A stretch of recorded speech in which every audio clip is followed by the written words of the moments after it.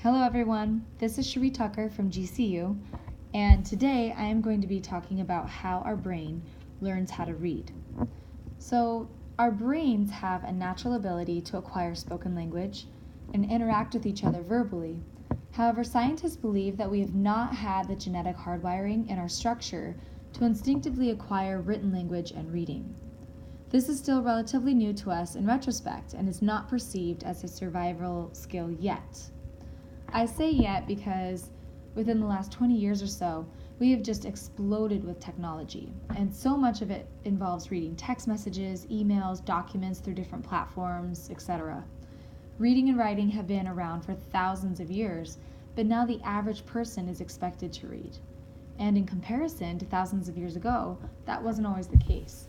So if we are going to continue being social creatures, this is definitely a strong avenue that humanity is taking. So maybe in a couple thousand years in the future, it will become a survival instinct. Who knows? Here are a few characteristics around how our brain learns how to read.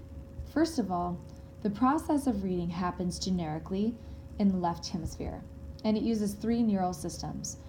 It begins with our visual processing or occipital lobes. Our eyes are capturing an image of the letters and sending this image to our frontal lobes to try to make meaning of what it is seeing.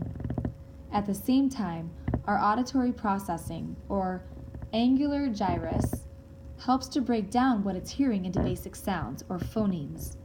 Then, using our mental dictionaries to supply information about the word happens in the frontal lobe simultaneously with the other 2 inputs. And this is the beginning steps of how to read.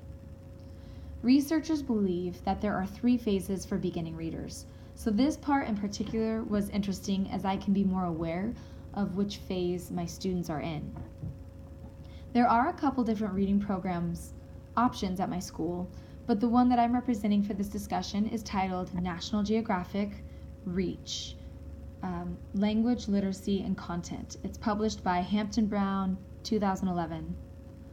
The best usage for this curriculum would be for a sheltered English instruction classroom, or a teacher whose whole class is made up of English language learners. This is because the curriculum is built for a full ELA block of time, 5 days a week. Each unit lasts 3 to 4 weeks and has a focus question. The example for first grade unit 1 is, what makes a family? Taking a look at the planner, it is broken up into content sections, language, vocabulary, reading, and writing. If we focus in on the reading section, there are some set goals for students to work towards.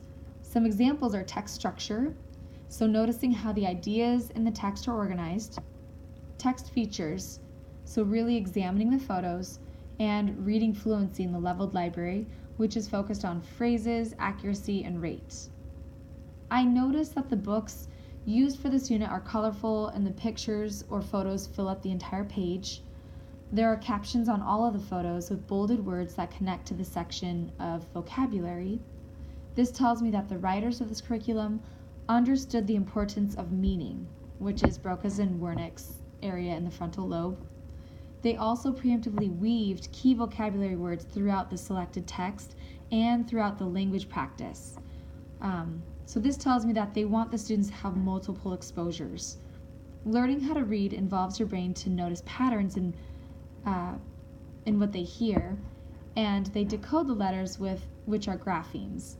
So by incorporating text structure, it is taking it a step farther for them to notice word patterns and now noticing story structure or story patterns. Being an English language specialist and having very limited time with small groups, I work mostly through the language section, as it helps students quickly build a vocabulary set while utilizing specific grammar targets. Because I've used this curriculum before and am familiar with portions of it, I can tell you that there are some really great strategies that incorporate hand movements with words, sentence structures that students can easily recognize and adapt to other conversations, and practice work that is specific to their targets. However, for my kinesthetic and visual learners, I think it could be a little bit better. There is a need for more imagery to connect to the sentence structures, or games that involve movement. I have had to supplement some of the instruction with games that I found or that I borrowed Just quick tools that I found are really useful for my students in the past.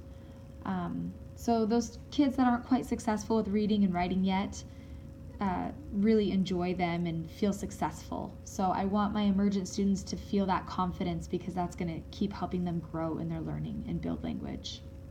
All right, thank you so much for listening. Bye-bye.